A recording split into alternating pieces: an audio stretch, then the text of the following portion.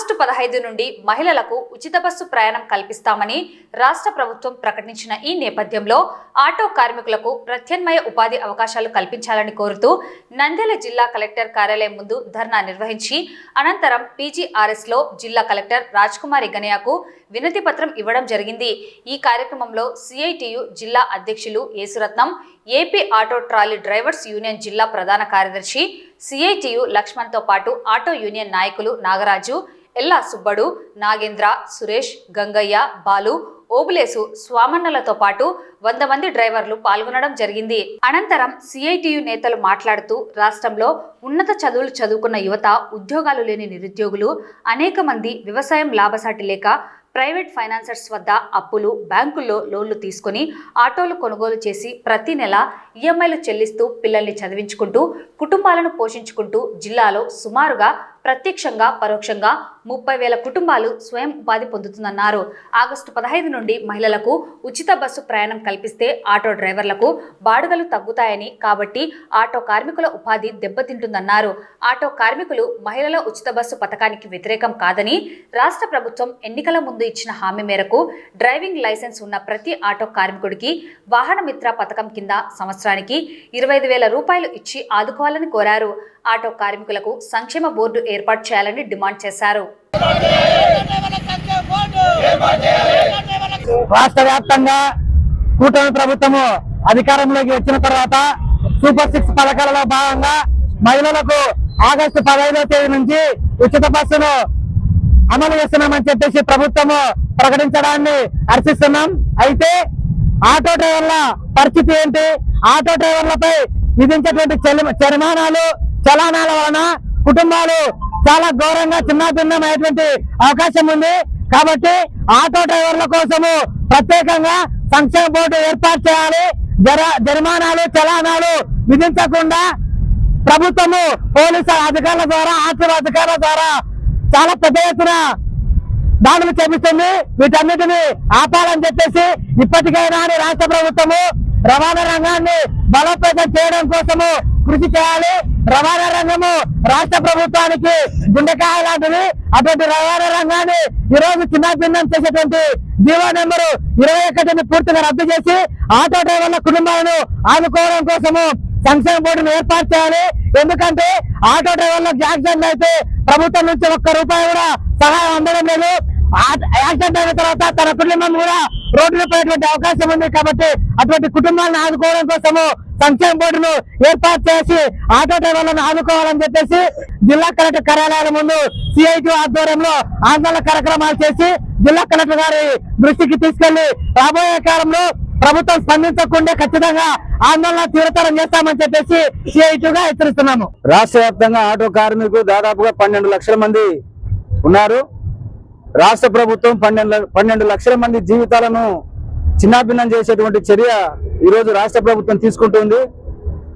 August 15 నుంచి free bus ఇస్తామని చెప్పేసి చెప్తున్నారు, సంతోషం। కానీ ఫ్రీ బస్సు పేరు మీద ఒక 12 లక్షల మంది కుటుంబాలను రోడ్డున పాడేసేటువంటి చర్య సరైనటువంటిది కాదు। కాబట్టి ప్రభుత్వం ఇప్పటికైనా ఆటో యూనియన్లతో ఫస్ట్ చర్చించాలి।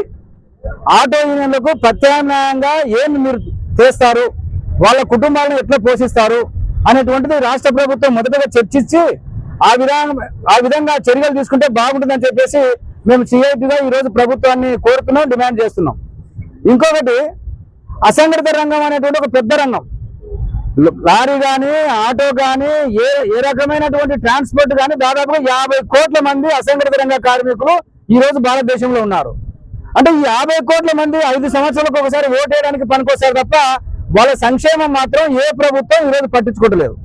ప్రభుత్వాలు మారినప్పుడల్లా ఆటో కార్మికులకు మేము సంక్షేమ బోర్డు ఏర్పాటు చేస్తామని చెప్తున్నారు। ఏ ప్రభుత్వం మారినా ఆటో కార్మికులను ఇబ్బంది పాలు చేయడం తప్ప వాళ్ళ సంక్షేమాన్ని గురించి ఏ ప్రభుత్వం ఆలోచన చేయడం లేదు। ఎందుకంటే సంక్షేమ బోర్డు ఏర్పాటు చేస్తామని చెప్తూనే ఉన్నారు, కానీ ప్రభుత్వాలు మారుతున్నాయి తప్ప సంక్షేమ బోర్డు అయితే వచ్చింది లేదు। ఈ రోజు ఆటో కార్మికులకు చలానాలు, స్పేర్ పార్ట్స్ పెరిగినాయి, డీజిల్ రేట్లు పెరిగినాయి, ఆటో రేటు పెరుగుతుంది, ఫైనాన్స్ కంపెనీ బతుకుతున్నాడు తప్ప ఆటో కార్మికులకు సంక్షేమం ఏముంది? ఈ రోజు ఆటో కార్మికులకు సంక్షేమానికి ఎలాంటి చర్యలు ఈ ప్రభుత్వం తీసుకుంటలేదు। దానికి చాలైనట్టు ఈ రోజు జీవో నెంబర్ 21 తీసుకొచ్చి యాక్సిడెంట్ అయితే ఆటో కార్మికులే బాధ్యులు। అంటే ఎవరైనా ఆటో కార్మికులు చంపాలని ఫీల్డ్కి వస్తారా? సంపాదన ఎవరు రాడు. వాడు కూడా తన భార్య పిల్లలను పోషించుకోవాలా, సుఖంగా ఆటోలో ఇంటికి పోవాలా, నా భార్య పిల్లలను పోషించుకోవాలా, నా పిల్లలు చదివించుకోవాలని ఉంటది. కానీ యాక్సిడెంట్ అయితే మీరే బాధ్యులు అని చెప్పేసి చెప్తున్నారు. ఈ రోజు రోడ్లు ఎప్పుడు వేసినటువంటి ఒక 30 సంవత్సరాల కింద వేసిన రోడ్లు అవి వెడల్పు లేవు. కానీ రోడ్లు వెడల్పు చేయకుండా ఈ రోజు లక్షల వాహనాలు రోడ్ల మీద తీసుకొస్తున్నావు. మళ్ళీ లక్షల వాహనాలు ఇచ్చేటువంటి నీవు రోడ్డు వెడల్పు చేయాలనేటువంటి కనీసమైనటువంటి ఆలోచన నీకు ఎందుకు లేదు? ఆ విధంగా అన్ని సౌకర్యాలతో నువ్వు చేసి యాక్సిడెంట్ జరిగితే బాధ్యులు చేయి. ఈ రోజు యాక్సిడెంట్ చేసే 10 సంవత్సరాలు జైలు శిక్ష. 10 సంవత్సరాలు కుటుంబాన్ని ఎవరు పోషిస్తారు? వాళ్ళ భార్య పిల్లలకు సంబంధించిన దిక్కెవరు? కాబట్టి ప్రభుత్వమైనటువంటి చర్య అనాలోచితమైనది. ఆగస్టు 15 నుంచి బస్సులు ఫ్రీ అంటున్నారు. మాకు ఇప్పుడు ఆగస్టు 15 నుంచి బస్సులు ఫ్రీ అయితే కనుక ఓన్లీ లేడీస్కి మాత్రమే ఇచ్చినారు. మేము ఆటో పైనే మేము ఆధారపడి ఉన్నాము. 18 సంవత్సరాల నుంచి మేము ఆటో పైన ఆధారపడి మేము జీవనోపాధి దాని మీద గడుపుకుంటున్నాము. ఇంతకు ముందు అయితే కనుక మాకు ఈ ఫ్రీ లేకుండా ఏం లేకుండా జగనన్న ప్రభుత్వం అయితే మాకు ఇట్లా ఆటోకు సంవత్సరానికి 10,000 ఇస్తున్నాడు. ఇప్పుడు ఆర్థిక సాయం ఏమి మాకు చెప్తున్నారు కానీ మాకైతే ఎటువంటి చెప్పలేదు, సాయం అయితే చేయలేదు. దాంట్లో ఇప్పుడు మేము ఒక కంతు కట్టుకోవాలా, నెలకు ఆటో రోజు నెలకు 8,600 కంతు కట్టుకోవాలా. ఆటో పైనే పిల్లల స్కూల్ ఫీజులు చూసుకోవాలా, ఇంట్లో ఫ్యామిలీని చూసుకోవాలా, సంతానం ఎట్లా ఏంది అనేది వారం కంతులు కట్టుకోవాలా. ఇప్పుడు అకస్మాత్తుగా ఇట్లా ఈ విధంగా అయితే కనుక మాకు రోడ్డున పడే అవకాశం ఉంది. మేము ఏం చేయాలో మాకు ఏం అర్థం కావట్లేదు. ఆగస్టు 15 నుంచి ఉచిత బస్సు పథకం పెట్టడం ద్వారా ఈ రాష్ట్రంలో లక్షలాది మంది కార్మికులు రోడ్ల మీద పడే ప్రసక్తి అవకాశాలు ఉన్నాయి.